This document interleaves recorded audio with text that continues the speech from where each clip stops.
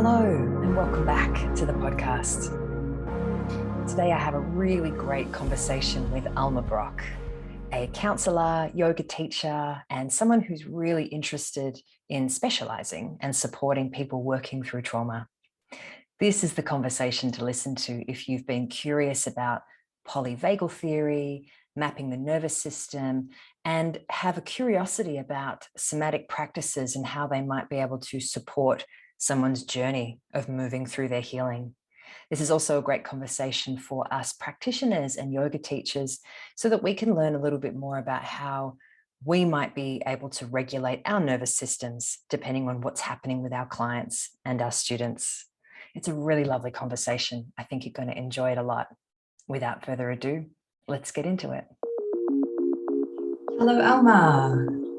Hi, how are you? I'm really good. And so grateful to see your face and hear your voice. Yeah, same here. Yeah, welcome to the podcast today. So for those of you listening and watching, Alma and I, we've known each other for quite a few, I think we can say quite a few years now because time goes very quickly. We met through the Australian Yoga Academy in Melbourne, Australia, when Alma was doing her yoga teacher training, and then we've developed this lovely friendship and things have just rolled from there. And I would like to say that I think of myself as someone who's been and always will be the eternal student who's always been learning more and doing more courses and doing more training.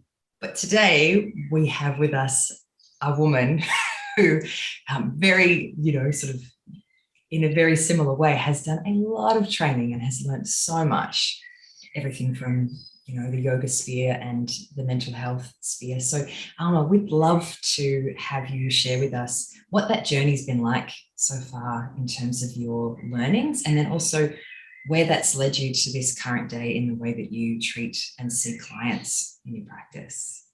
Yeah, awesome. So my background is actually in business. So that's where I originally started. And I very quickly realized that's not for me. And so I decided to do a counselling degree and completed that a while back.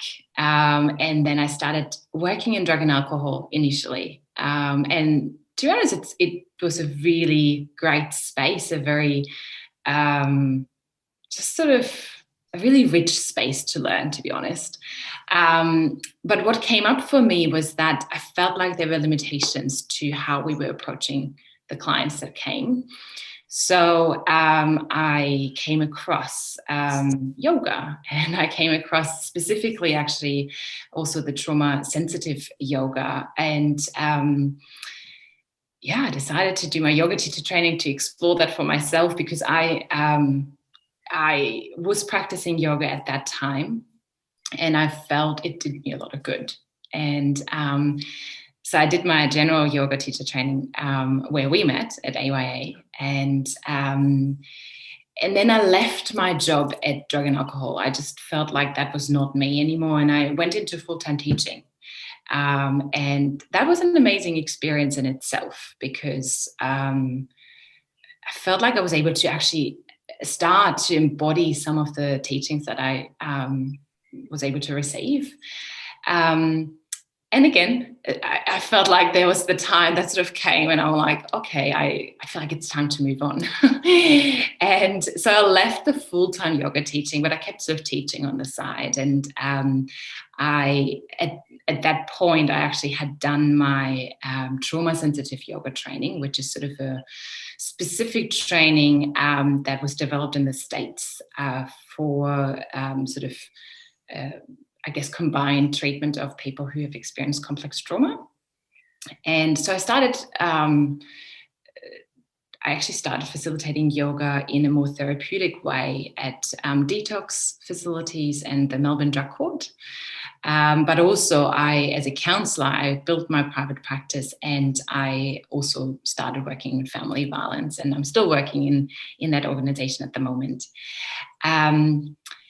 But long story short, so all of these different experiences actually sort of brought up a question for me around what is it that actually people need and come for in therapy or even in yoga. Like, why do people actually come? And I feel like a lot of times, and I feel like even the recent times with social isolation and these kind of things have so highlighted that a lot of times I feel like people actually would like to connect, whether that's to themselves or whether it's to others. There's a real inherent drive to connect, to belong, to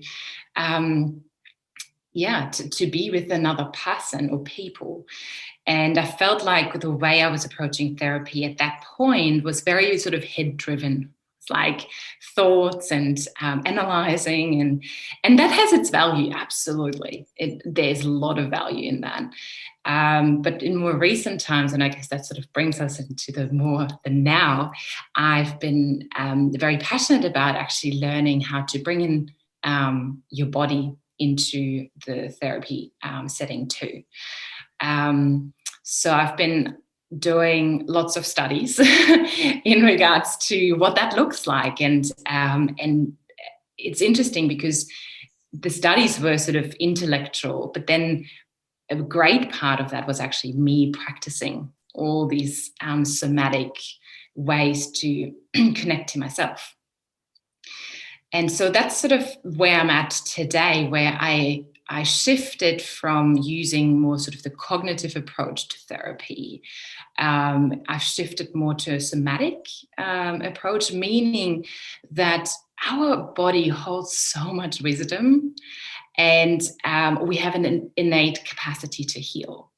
It's just a matter of, can we build a capacity to pause and listen and be with whatever comes up in our bodies without having to then analyze or judge or use our brain. So that's sort of where I'm at this stage, where in therapy with clients I might ask them to pause and perhaps notice what's happening in your body as we're speaking about this.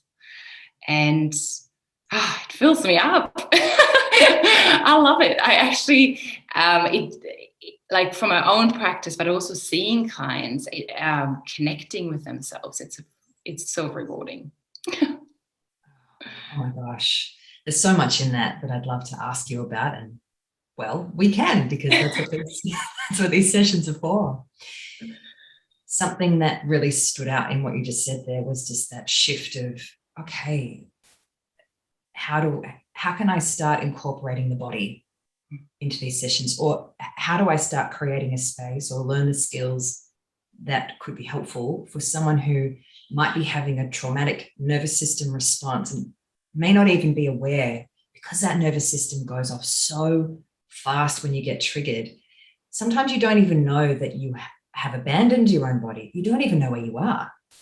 And to be able to then offer somebody a skill, a tool, a moment, a pause, to know that they're safe to pay attention to a feeling, and then just help them walk through that moment. Because the other thing that I've really witnessed, both in myself and in clients that I have, because I don't have all the training that you have at this stage, I'd love to do a brain download with each other, is that when that goes off,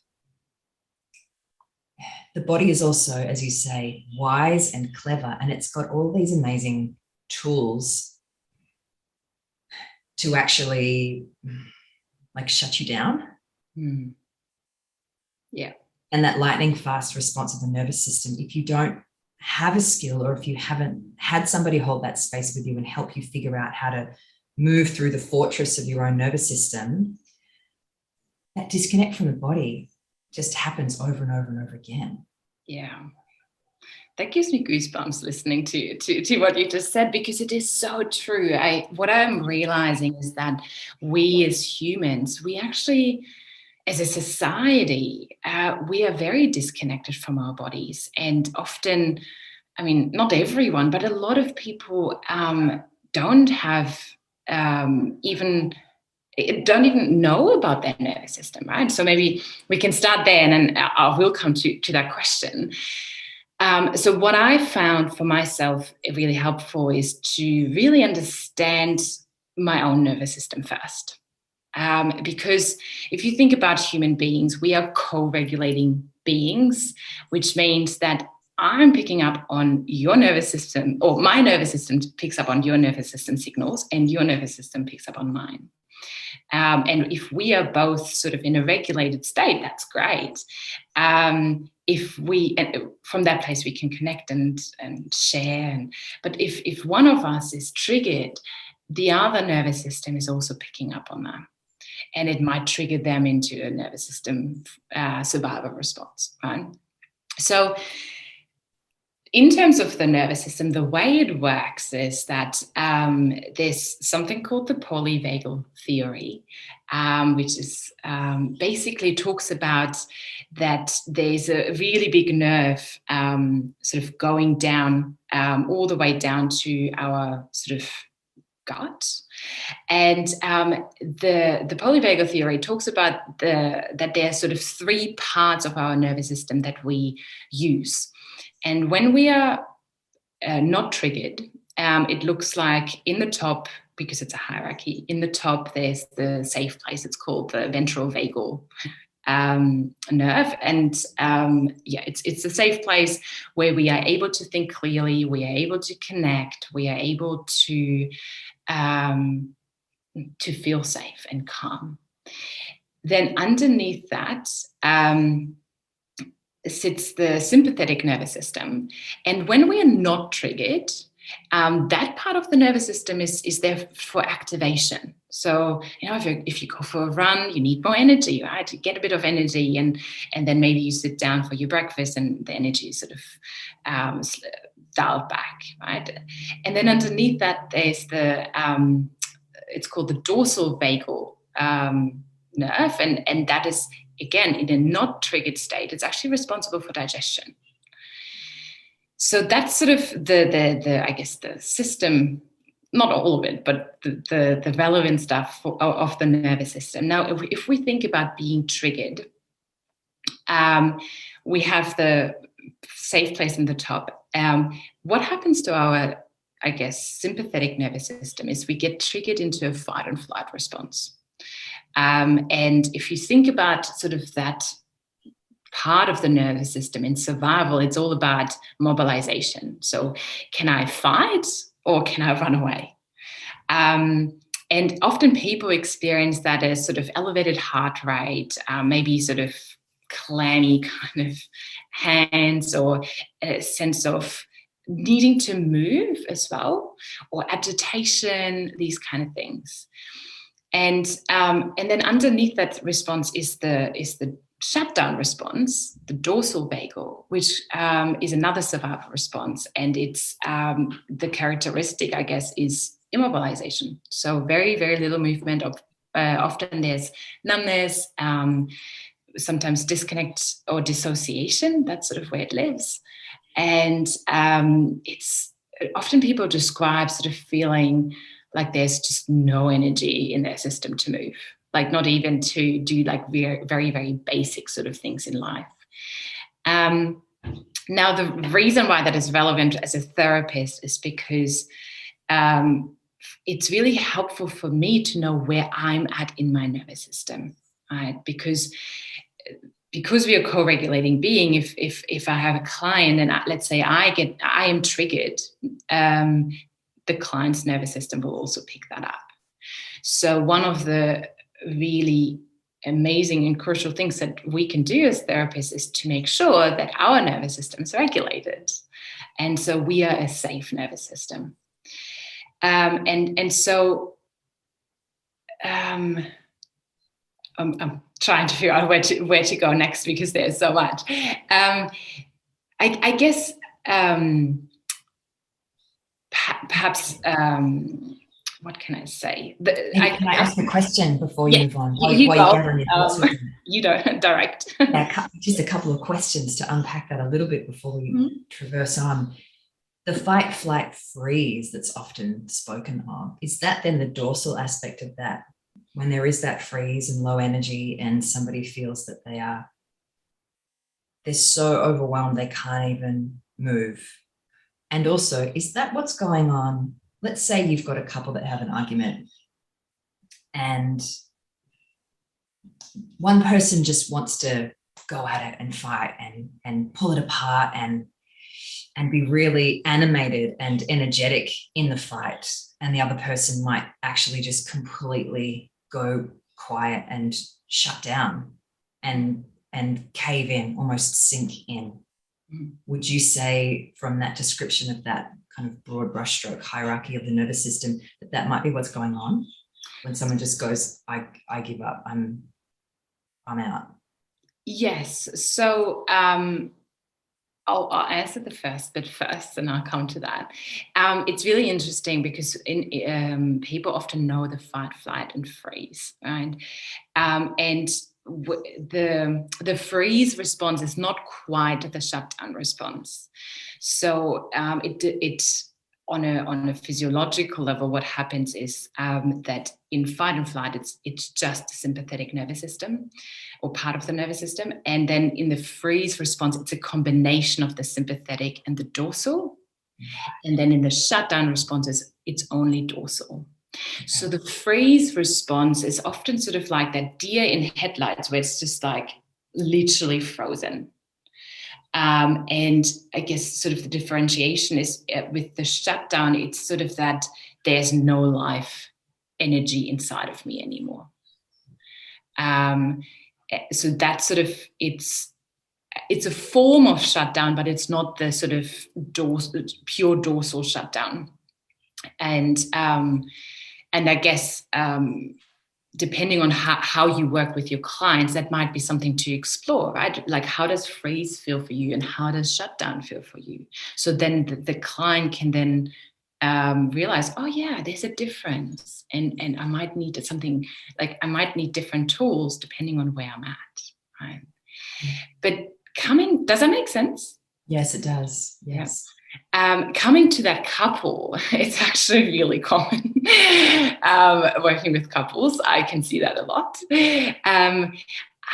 Yes, so you can say that the way we engage, it comes from that survival response, right? So the fiery, perhaps the fiery person is using their fight response as a way to, it's actually often as a way to communicate their needs. However, it comes out as an attack. And the other partner, they might use the sort of flight response, as in withdrawing, moving away, or depending on their history, they might go into shutdown. So I think what is important to know is that depending on our history, our nervous system has sort of a go-to survival response. And what that means is basically, depending on our life experiences, like whatever has worked the most is sort of the go-to one.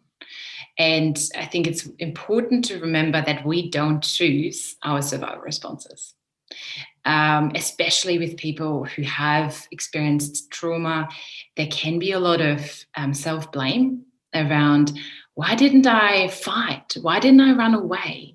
So the self-blame is often actually around that shutdown response, because it is perceived as, I didn't do anything.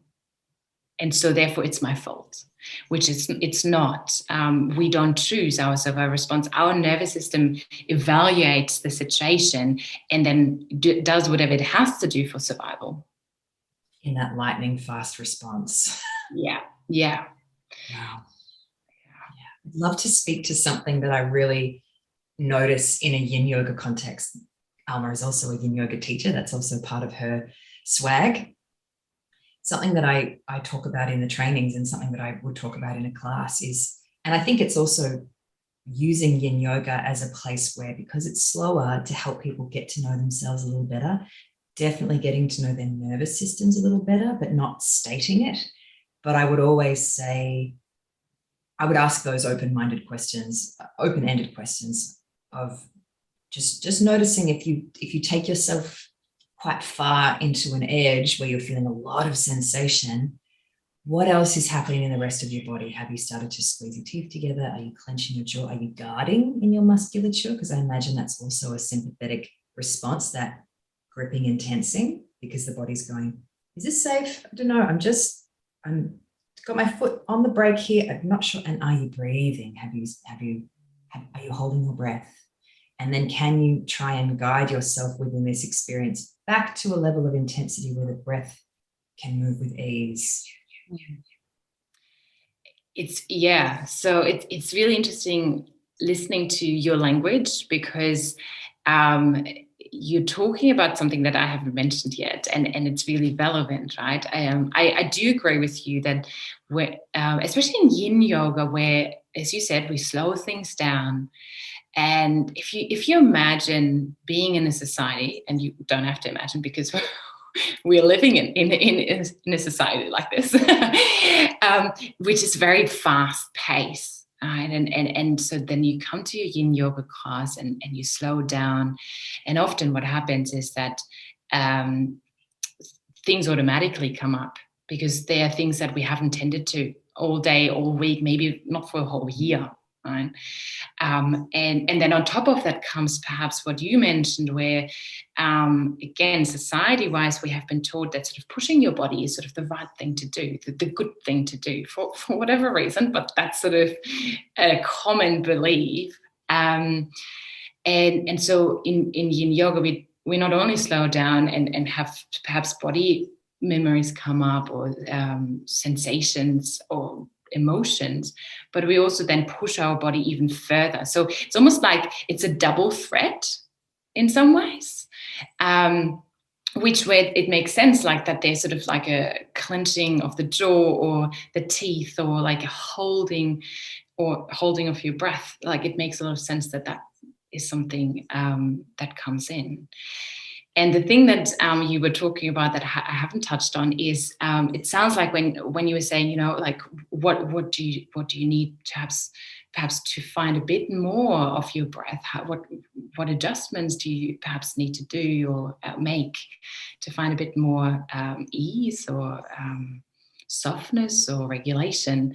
It sounds to me like you're talking about, in some ways, you're talking about something called the vagal break. So what that is it lives between the ventral vagal, the top part, and the sympathetic response. It lives there. And what it does is, I was talking earlier, like if you go for a run, you need a bit more activation, right? So the vagal break releases a bit of energy. And then when you're at yin yoga, you might sort of need less less energy because you don't do as much physically, so you release less energy. So that's what the vagal break is for, and we can use that actively as a way to regulate. So what helps me, it might help you as well. What helps me when I think about the vagal break is I think about it like a handbrake on a bicycle.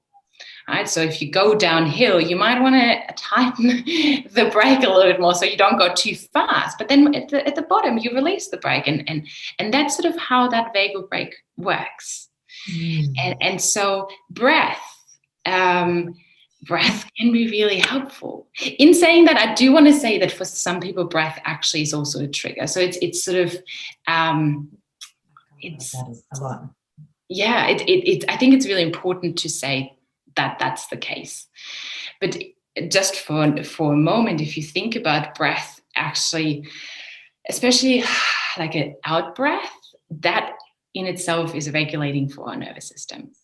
And because it engages that vagal break. Not to make it too complicated, but for a person who does feel breath is a trigger, what might be helpful is movement, like sort of like, can you expand movement or slow down movements? And it could be movements like this, like maybe not in a yin yoga practice, but sort of if they feel a bit dysregulated. But in a yin yoga practice, it might be sort of like, can I do a bit of maybe rocking from side to side. Maybe that's something that helps my nervous system. So for those that are just listening, when Alma said do this, it actually looked like she was doing a chi ball exercise with the hands just floating, hands out in front, floating away from each other and then coming back together. And on occasion, I do slip that into a yin class. So that's great. Yeah, I guess it's another way to conceptualize the break, the vagal break, but it's also, we were talking about earlier how our body has an innate capacity to heal, and movement is one of them. And allowing movement to happen as it comes up can be a way to regulate. Now that sounds really simple. It's not that simple because our mind kicks in. It's like, oh, did I do this movement weirdly, or there's judgment, or there's all sorts of stuff coming. Yeah. I love that, because for so many people that I've spoken to and in my own experiences, sometimes when you're having that fight flight response, or even a more deeper traumatic response through that hierarchy, it just feels like there's this really clear divide between where my conscious logical place is and where this other aspect of me that the nervous system is guiding, and I can't, those two things are not communicating, because I could be having a memory and then have a response, and my current location could be my house. Logically, I can tell myself, what are you having this response for? You're safe. There's no actual threat here, but my nervous system doesn't know the difference. So there's some kind of a perceived threat, and then it launches. And I feel like what I'm hearing with everything you're saying, which is so beautiful, is that the body is that bridging place between where my logical thinking, reasoning space is, and where the nervous system actually lives. So if I have some kind of access to the body, even if it feels clunky or weird, or I feel dorky with whatever I'm doing, I'm probably a little bit closer to the place where I can find a way to re-regulate or regulate again, versus just trying to think myself to regulation. And that's what I see the struggle being with a lot of my clients, because I've not necessarily been able to guide them through a somatic practice. Or maybe I have, but it hasn't been the kinds of things that I know you've learned in your training. And so they feel like they're almost like they've got this split personality. I know there's no good reason for me to be feeling this way. Maybe there's that shame coming up, or that, why am I doing this? I know I'm safe, but then it's happening. Yeah. So quickly. And it's really, yeah, so much truth in this. When I was listening to you just then, what came up was that when we are triggered, our sort of the front of our brain actually disconnects, and we can't access our sort of prefrontal cortex, where we do all the decision making and logical thinking. So we can't really talk ourselves out of a survival response. It can assist sort of to look around in your environment and sort of noting that it's like, yeah, I can see there's objectively no harm.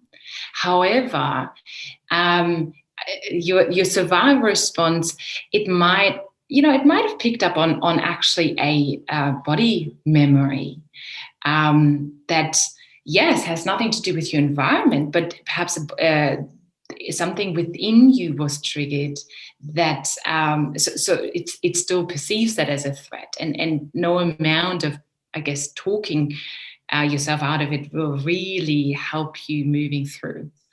And it can become this sort of visual cycle where you try to talk yourself out of it, it doesn't work, then there's more frustration or more irritation, perhaps because there's a lack of control as well around the way we feel, and then there's we feel worse, we might feel more triggered, and it just can go around and around. And I think in those moments, I remember the first question that you asked around, what do you do when you actually have a client and you can see, or you're assuming there might be a trauma response happening, right? And I think, well, first of all, coming back to your own nervous system, because likelihood is that watching somebody being triggered might actually dysregulate your nervous system too. So the first thing is actually to come back to your nervous system and do whatever you have to do to regulate. And that might have to look like you're still in the room, because you might not want to leave the client, but it's finding a way to regulate, right?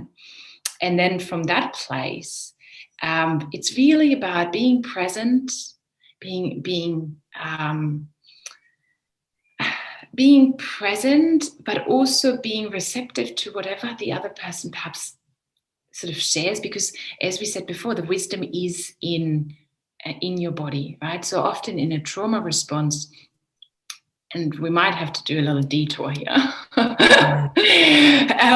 So what happens when we experience trauma is that ultimately survival energy gets locked in our body.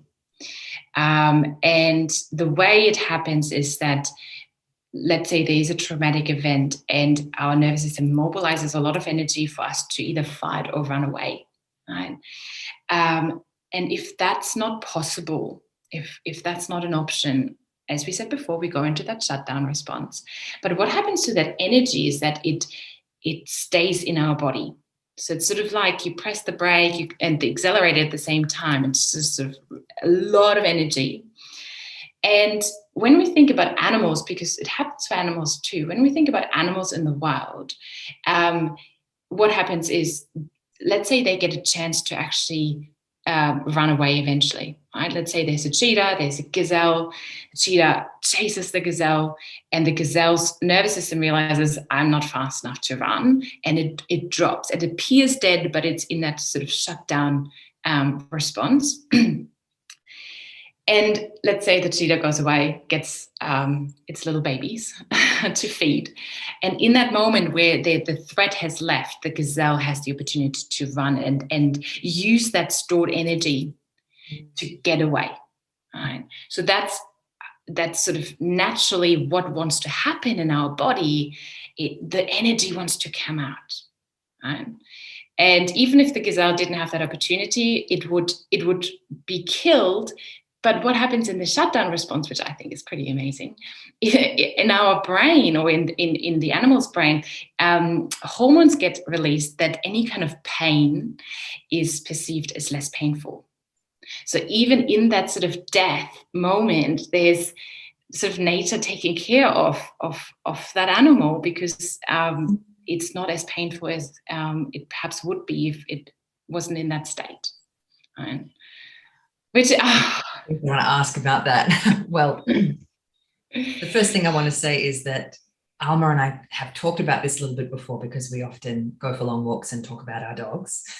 And one of the things I said to Alma was, I noticed that if my dog Larry has a fright, or if he's really overstimulated, he shakes it off, and then it's out of his body. I said, why don't we do that? Because Alma was telling me this exact same analogy of the animals in the wild, and how they innately have this way of clearing it so they don't harbor it, but that we don't necessarily do that. Or maybe we did do that once upon a time, but we don't tend to do it now. And then you're right, it is locked in the body. Yeah. And I think also sometimes when we're talking about practices like yin yoga, where stretching a particular part of the body, or focusing in on a particular part of the body, or even just slowing down the breath, like you say, and things that have not had the time or the space to even be felt can bubble up. And a lot of those things can rise to the surface and be very intense for people. Yeah. That their unlocking can happen. Yes. And coming back to Larry and he was sort of taking it off, and that's what our body wants to do, right? Naturally. And it literally can look like shaking or trembling. That's actually often how that energy can get released. But what happens is our mind kicks in and we get really afraid of this enormous amount of energy. And to be fair, like, it's probably really scary to have like that amount of energy release. It feels out of control, right? And so what we do is we shut it down with our mind. We avoid, we do whatever we have to do to shut it down. And when it comes back up, let's say in yin yoga, right? There's, let's say, a body memory that comes back up. Likelihood is that what we do is shutting it back down because we're in a yoga class and it's inappropriate. We have all sorts of beliefs that we hold as well around why expressing that is not safe right now or not appropriate. And there's some truth to that too, because often when trauma has become locked in our bodies, it's really important to have some support around that. Actually, it's like the way to release that is never to just jump in and release it all, because likelihood is that we will get overwhelmed again and we shut it back down. So it's about little, small little bits and very slowly.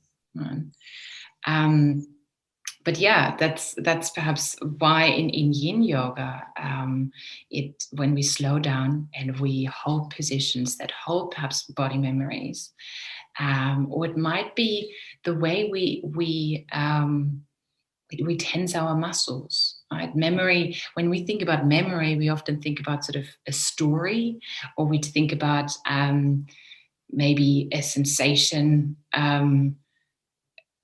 Or an emotion, and it can be really, really subtle. I guess that's what I'm saying. And so in yin yoga, that can come up absolutely, and it might not even be in our awareness. And I guess that's sort of where, when it's not in our awareness, we're even more likely to shut it down, because it's like, this thing is happening, I don't like it, I'm going to shut it down, and it gets just locked again in our bodies. I'm thinking of a client that once was sharing the details of the traumatic event that they had been through, and before they could even get the words out, they were violently shaking. That makes so much sense now. Yeah. And something else I'm just reflecting on is a question that I get asked a lot in yin yoga teacher trainings is, what do you do as a teacher when you see somebody in the class having an emotional response? The thing I often say is, or some of the things that I might respond to that with, I will often say, if someone's actually feeling safe enough for tears to come out, it's kind of a big deal, in the sense that what you just said before is our natural response to keep face and keep contained and not make a fuss and all the other things that come up psychologically with why we would never want to be so vulnerable is to shut it down. But if they actually feel like that thing has come all the way to the surface and it is being cleared, that can be a wonderful thing. But also it might just shove it back down if I was to rush over and be like, you okay? What's wrong? So I say to them what I will do, depending on how enormous it is. I've only had a couple of people that have had quite big emotional responses in classes that I'm aware of. I would do something like, if I was physically in the space, without being too obvious, maybe just slide a box of tissues into their periphery without entering their space. And if I had a pretty good relationship with that student, depending, I would have to really check with my intuition as to whether this was the right thing to do. I might lightly, for a couple of seconds, just gently place my hand on their upper back without saying anything, but right from my heart, I would be sending heart chi into their back to say, you are supported. Yeah. And then leave their space. What do you think about that? What else might we want to do? Question. Yeah, it's a difficult one, right? I think what you mentioned is so valid in regards to if you rush over there, it probably most likely will just sort of tell the person to shove it back down, even if your intentions are great. Right? So I think perhaps what to think about in that case is, first of all, again, checking your own nervous system. Am I wanting to go over to that student because I feel uncomfortable? Oh, good one. That's a big one. It doesn't even have to be going to them physically, but even words. It's like, am I saying this right now because I see this student having an experience and I feel uncomfortable and I need to do something about my own state. Mm-hmm. So that's perhaps sort of one sort of checkpoint. It's like, hang on a minute, what's happening inside of me right now? And then before doing anything, regulating your nervous system. And the reason why that is important is because let's say you do have a really good relationship with that student, and let's say you had a conversation even about touch, and they are open to that, and because touch is a very controversial big topic, maybe too big for right now. Yeah. But there's a lot of like appropriate trauma-informed touch is hugely healing, or can be. Right? So let's say all of the sort of boxes are ticked in terms of what you can do to ensure that you have this relationship with that student prior, right? And that has been done over the amount of time that you've known that student. And then you see that student having that experience. The reason why it's important to check in with yourself first is because the person who is touching, they place their nervous system state on the other person. Oh, so can you say that again? Say that again. I think people need to hear that again. So the person who is offering touch, they are placing their nervous system state onto the other person. Mm. Which, when you're regulated, that can be that healing hand, that can be that hand on the back that feels safe, that feels, calm, and that can be hugely healing. However, if you're not regulated and you're in one of your survival responses, you transfer that onto the student, and you actually you do more harm, to be honest. Like in that touch, if someone's not regulated, it might say, I really need you to be okay because your discomfort is making me really uncomfortable. And now I'm on edge. Yeah. And then that's going to be more like extra static going into that person. Yeah. And often it can be perceived, or it can land in their nervous system as there's something wrong with me. I need to be different to be accepted. Right. And then all sorts of things can spiral. Yeah. And then we have Pandora's box that has just opened up. Yeah. I often say to my students, without, I guess I'm saying it in a different way, but this is so great to have what you've just offered feeding into that from now on, is that touch always has an agenda. So if you feel in any way off balance, just trust your words first, or give it a little bit of silence before you rush over and use your hands on someone else's body, because so much is said with touch, way more than you could ever say with your actual words. And so if you haven't got it right with your words yet, or if you feel any kind of resistance or hesitancy, don't do it. Yeah. And I think it's a really nice way to put it. And I think what might sort of bring a bit more comfort or confidence to sort of new teachers, or even experienced teachers, doesn't really matter, is how powerful our own nervous system state can be. So if we really want to help, we can help by regulating ourselves, because then, like, the student's nervous system will pick up on ours, and that might be that safe witness that they need to really release, right? To allow your body to use its wisdom. Oh, I'm getting goosebumps all over. To allow the wisdom of your body to do what it has to do in the presence of a safe witness. Wow.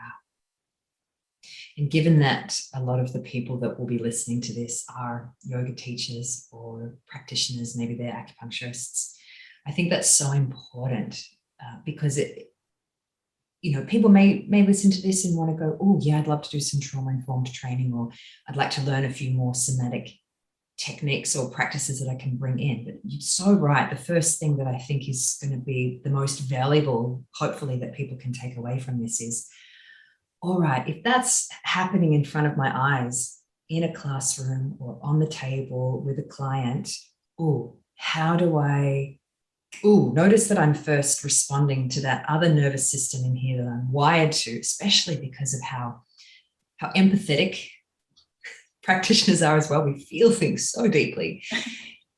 How do we then just check our own nervous systems first, have some kind of way that we can come back to center first within ourselves, whether we offer a technique or not, just the calming or the regaining of that stable center within us could actually have a really powerful ripple effect. Yeah. And I don't know if it's too soon for this. I don't know if there's more we want to dig into. I feel like you and I could talk for ages because we just have great things to discuss. One of the things that Alma wants to offer us today is to guide us through something that she has found really useful. Is it too soon for that? Were there other things that you wanted to speak to from all the things we've discussed? Look, I feel like there's more, but I also feel like there's always more. Maybe one thing that I do perhaps want to just put out there as a way to get to know your nervous system, just sort of a little brief kind of note. What can be really helpful is to create a bit of a map for yourself, and to write down, okay, so how does each state feel like for me? And because, and that's something that I haven't mentioned, but I'm going to mention it briefly, because what happens is that our state impacts the way we view the world. And I feel like we could talk a lot about that. I just want to put it out there and let that just sort of stand in the space. So our state changes the way we view the world. And in any given situation, effectively, there are three stories: the story of the safe place, the story of the fight and flight, and the story of the shutdown. So once you're familiar with how the different states feel in your body, in a situation where you get triggered, you might then be able to, first of all, recognize that. And you can also check in. It's like, okay, which lens am I looking at from right now?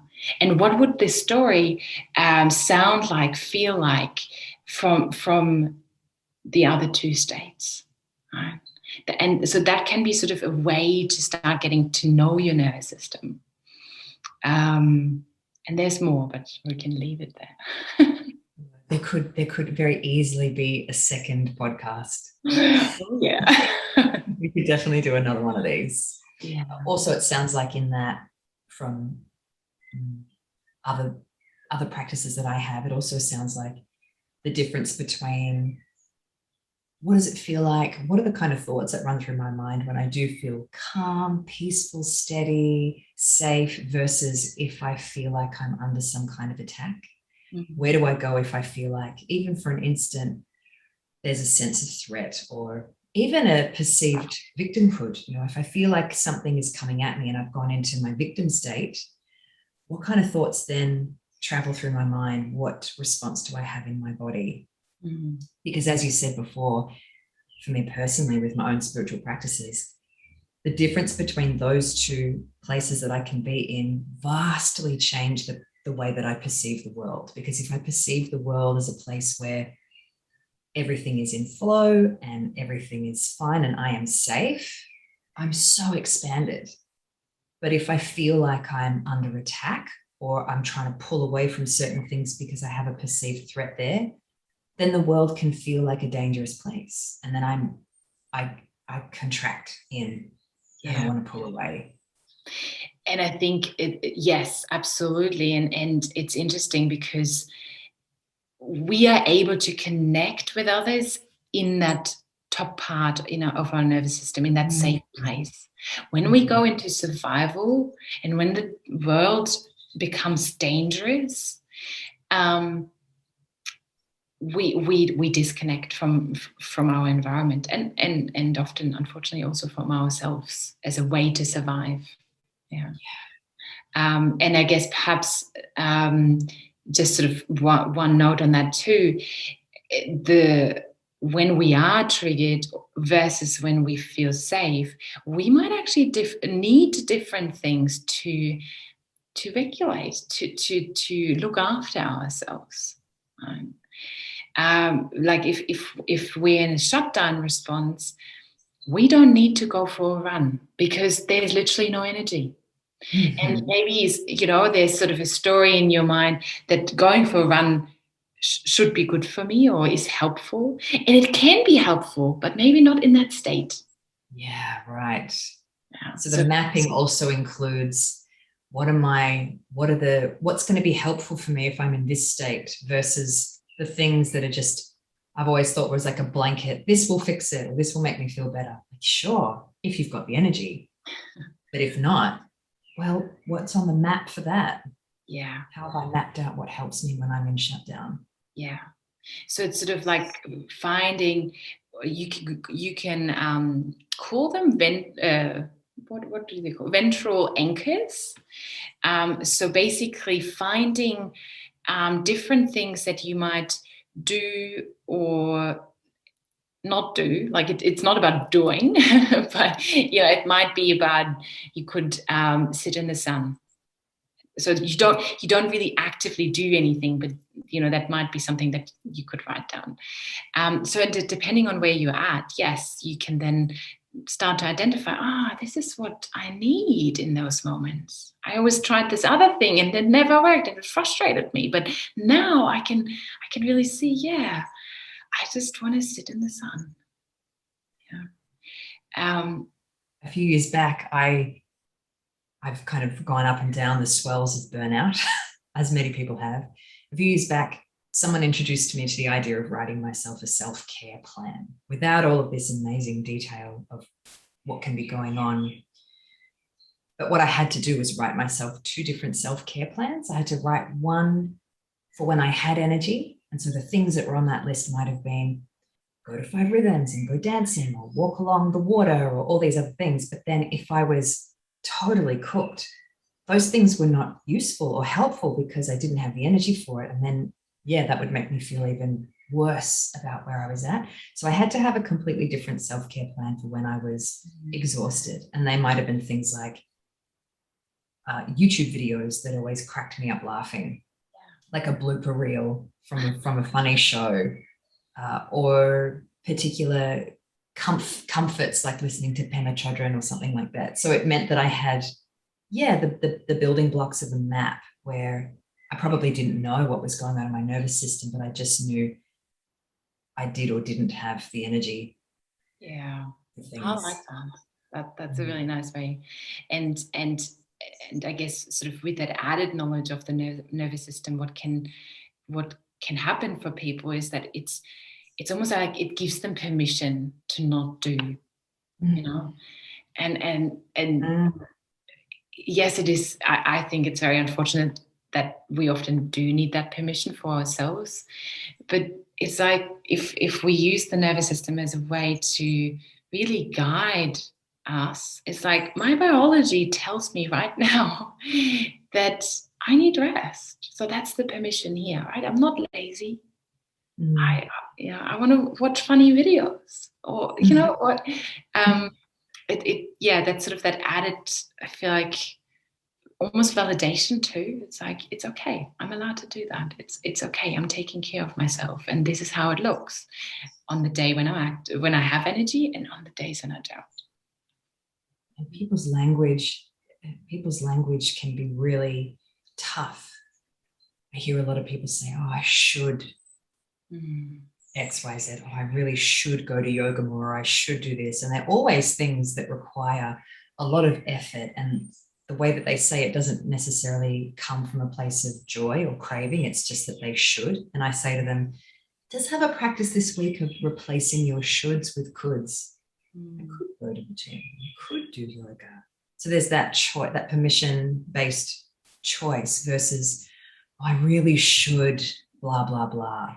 Because even sometimes when people do give themselves that permission to have a cup of tea and read a book, there's that weird rumbling of guilt underneath that if I have time, I should be doing more. And in the yin yoga context, I always say, we live in such a yang-driven society where even if you're not aware of it, you've been so deeply programmed that your worth is equated to your productivity.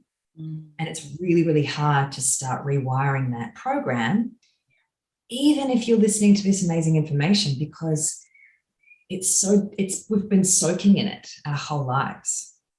Yeah.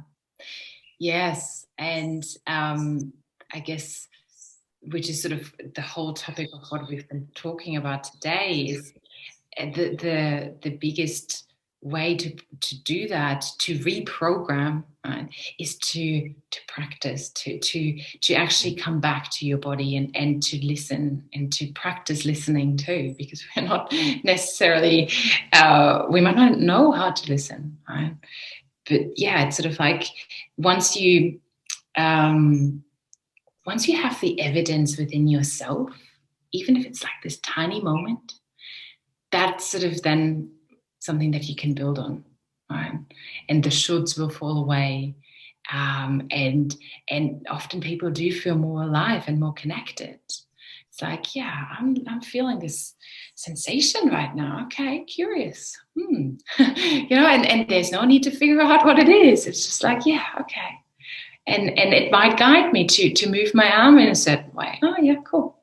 And it's kind of cool. And so it becomes an embodied practice, and it becomes the way you live your life.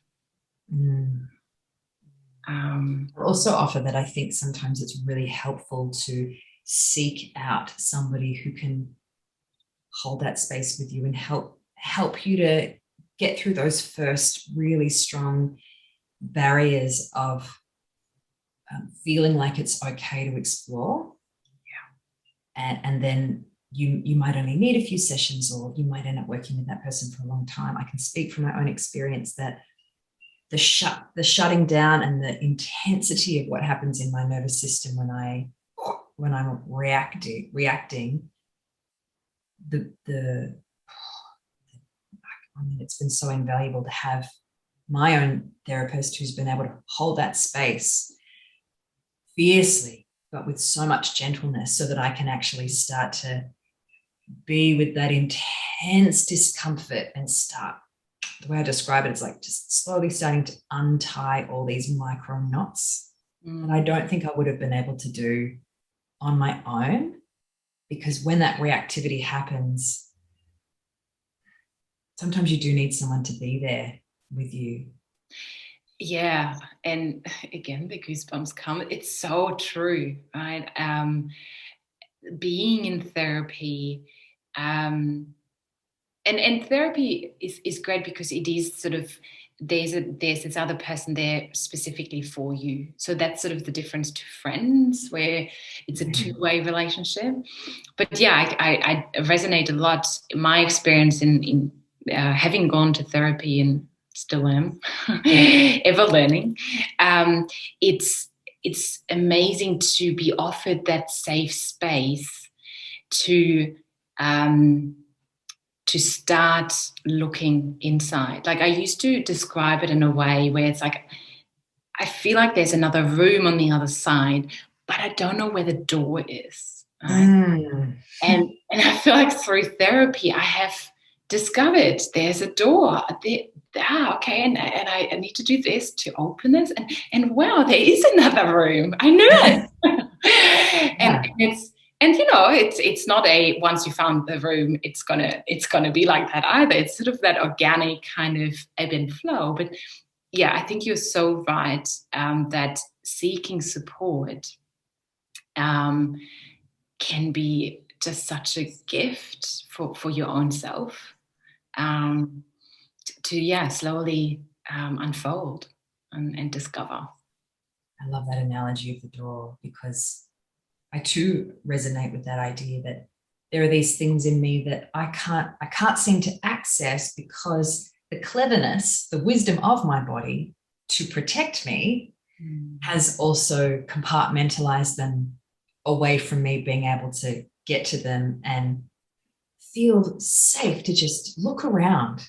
Yeah. And I think that the space holding has allowed me to go, oh, I'm just going to I can come back a little bit from this razor's edge and have a look at this and go through it without my body cleverly bypassing it or diverting it or flicking me off to where I know I feel safe. But then it's all happened so quickly. It's like I've jumped over it, and now I don't know how to go back and look at it, because it's all done and dusted in a couple of minutes. Whereas this person can just hold my hand and go, here, I've got you. It's okay. Have a look. Yeah. Might just be a peek. Yeah. But we'll do this at your pace. And the other thing I think that's really important is that when you're dealing with this stuff, and everyone has their stuff, there's no set trajectory on how quickly the knots need to be untied. And sometimes they will never be untied, but you will just get to know yourself. You will just get to know yourself better, so that in those moments you have a little bit more skill in how to hold your own space. Yeah, perhaps. Yeah, and I like what you just mentioned, that idea of there's no trajectory, like, and not even in regards to time, but also in regards to how it actually looks. Right? We might think, oh yeah, there's this thing, and I want to get there, and once I get there, it's all, I don't know, better. I'll be healed. And often it looks very differently. And you know what you just shared about maybe having a little peek and then saying, okay, this is enough for today. We'll visit that in a month's time or maybe in a week time. Right? But doing it slowly, and like not slowly, but like super slowly, to really just honor ourselves.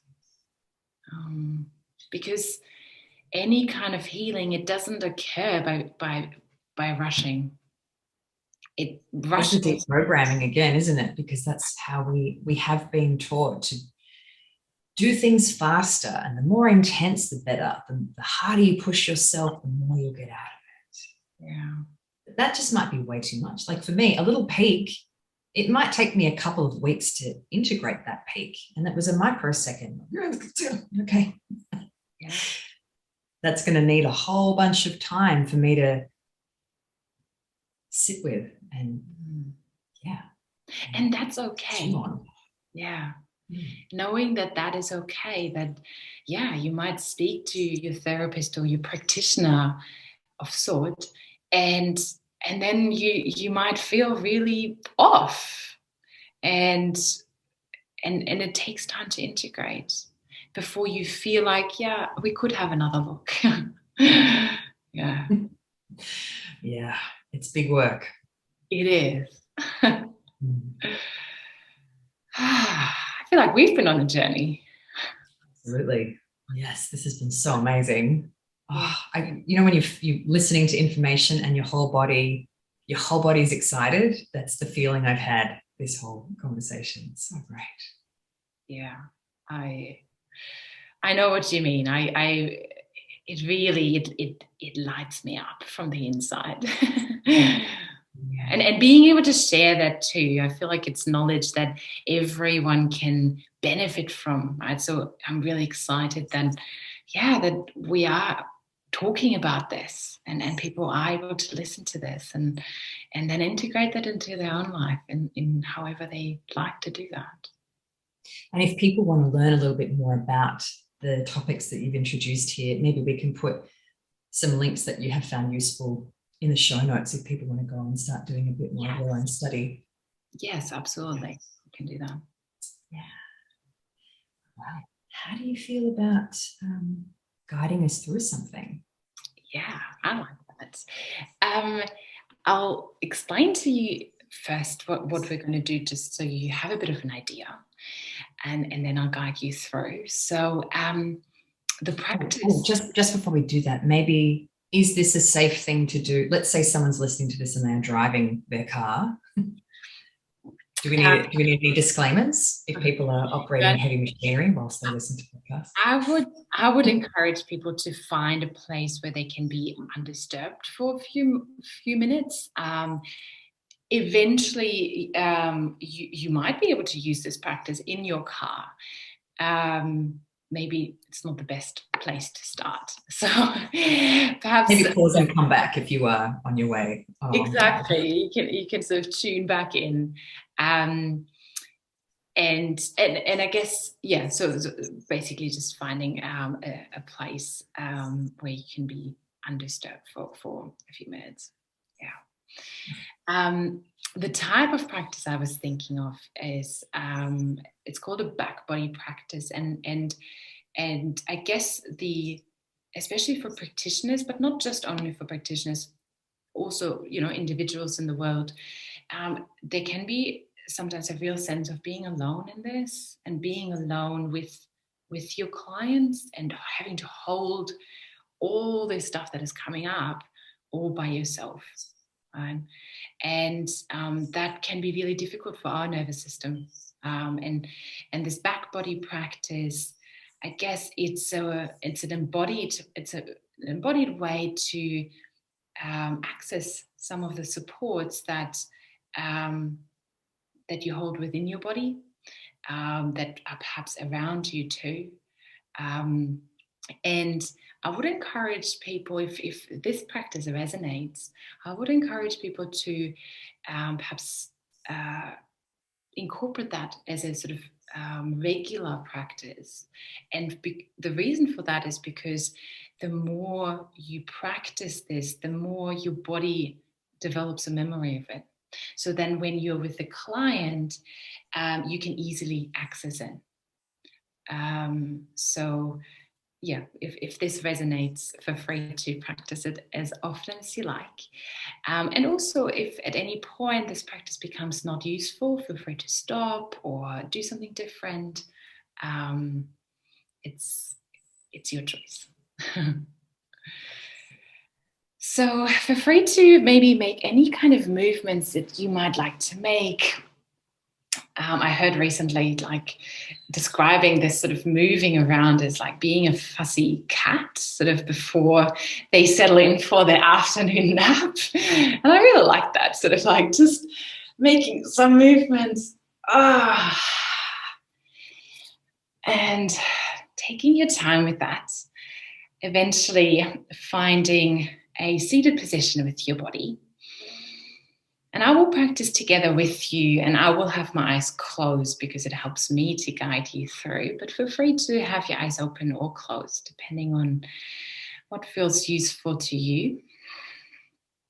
And perhaps initially taking a moment to notice where your body is supported by the surface beneath you,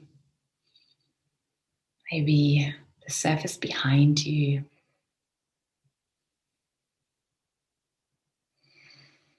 If it's useful, you're welcome to perhaps take an inhale through your nose and an exhale through your mouth.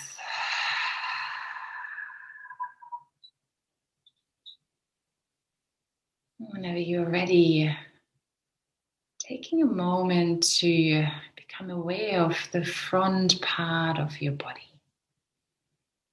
So noticing your forehead, the rest of your face, your throat, your chest, your arms, your belly,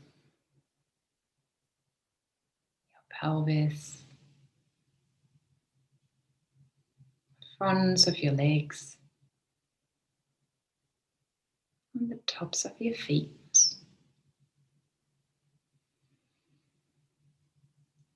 And then allowing the front of your body to soften, whatever that looks like for you. Noticing how bringing in softness feels in your body right now. Allowing the front of your body to soften.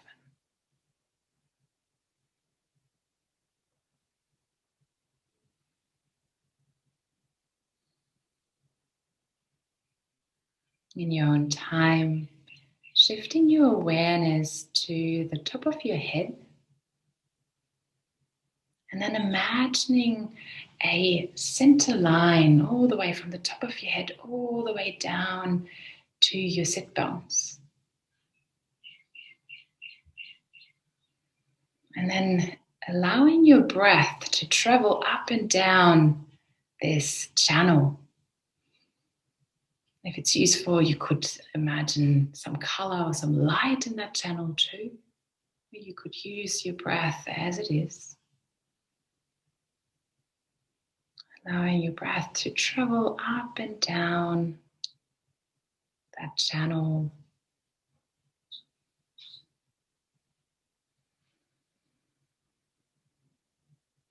Knowing that there's not a right or wrong way to practice this.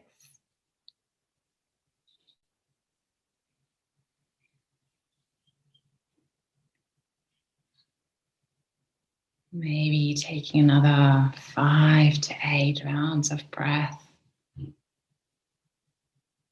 Allowing your breath to travel from the crown of your head to your sit bones and then all the way back up.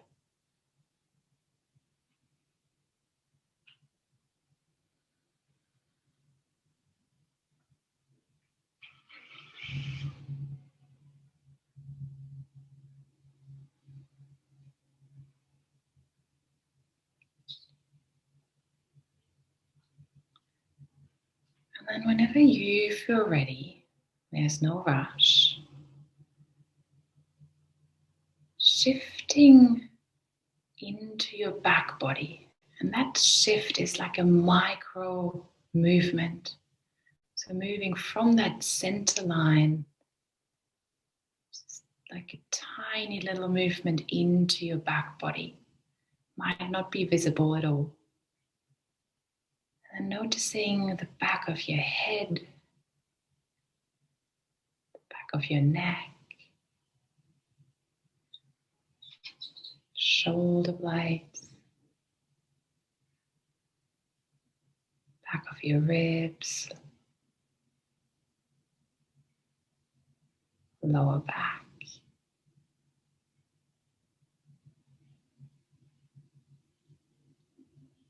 Your pelvis,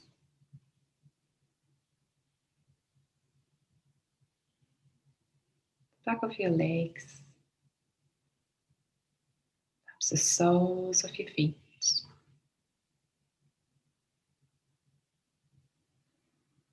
And then you can experiment with shifting between being in your back body and moving back into that center line. And as I said, it's a tiny micro shift. So maybe experimenting between moving from your back body back into the center line and back into your back body. Noticing what that feels like for you to make this micro shift.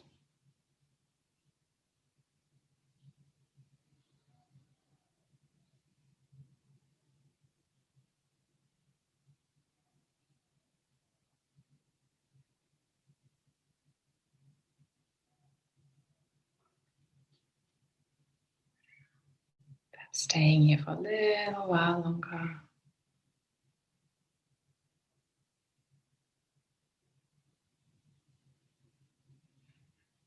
And if it's useful, when you're in your back body next, perhaps pausing here. Maybe imagining the support that you do have in your life, having your back. So it could be people, could be animals, could be nature, could be really anything that feels supportive.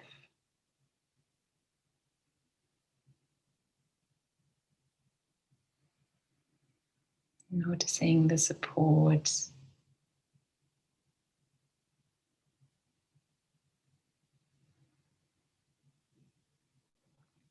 And as you're noticing the support, perhaps paying attention to how the rest of your body feels.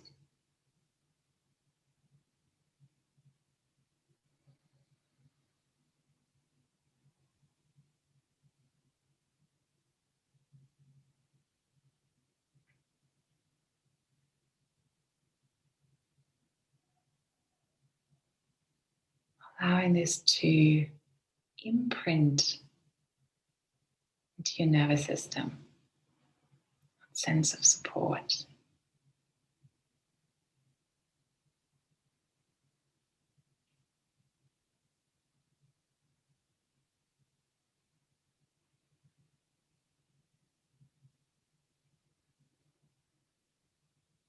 And whenever you feel ready,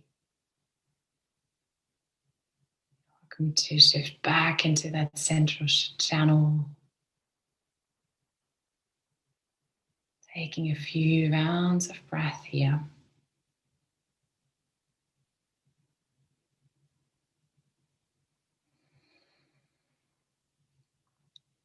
And then if you had your eyes closed, starting to open your eyes, perhaps leaving your gaze soft. And as you're welcoming your environment, perhaps noticing what it feels like to connect with your environment after this practice.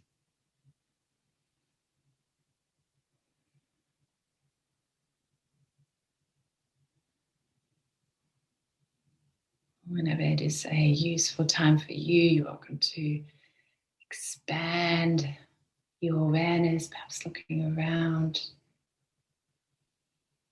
You're welcome to bring in movements, however you might like.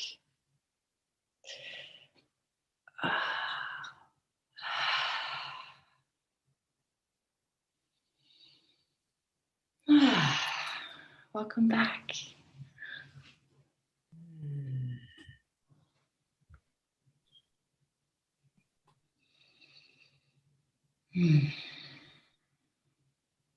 If there's anything that you'd like to share as you've done that just now, you're welcome to, but it's equally valid to actually keep that experience to yourself too. Wonderful.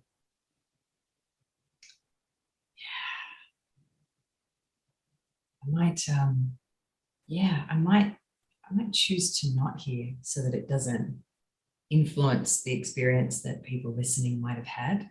Yeah. As if here's something to measure up against. Just like that. One thing that I perhaps want to say about this practice, especially using it with clients, you might not be able to do the full practice with your eyes closed and spending as much time as we just did, right? But what you are able to perhaps do is to notice when you lean forwards or when you sort of are very engaged and consciously coming back into your back body, right? And feeling the support. So that's a way to do it while you're with the client, and you can have your eyes open and literally sort of connecting with that support of your back body in that moment. Be a really great way for people to conserve energy. Yeah. Sometimes when you're holding space all day, with people without necessarily the awareness of how forward or how much you might be bracing into the front of your body to hold the space with your actual reserves, that you might actually come away from the day feeling not as tired. If that's something that happens for people, that's what came up for me, was this feeling of, oh, this is a way to help me conserve energy but still be really present. Yeah. It's actually something that Joe Buick shared with me, the amazing Joe Buick, a Melbourne-based practitioner, when I was running the big yoga teacher trainings, and I would be cooked, and she just offered to me, hey, whenever you notice and you have the opportunity, if you happen to be sitting near a wall, lean into that surface, as opposed to feeling like you've got to be forward on your elbows, listening with your whole body. Lean back and listen. And it profoundly changed the way I felt at the end of each day. Yeah. It's very much that. Yeah. If people would like to connect with you, Alma, so at this point in time, Alma and I are both in Melbourne, Australia, but Alma also offers online sessions, which is fabulous. How can people connect with you? Probably the best way to connect is through my website. So it's my first name and my last name. So it's almabrock.com.au. So it's almabrock.com.au. And that's probably the best way to connect and start with journey. Put that in the show notes as well, so that people can, if you're still in your back body and you're like, what was that? Go back and check the notes for that. And that's how people could reach out, or maybe even have a session with you or start working with you.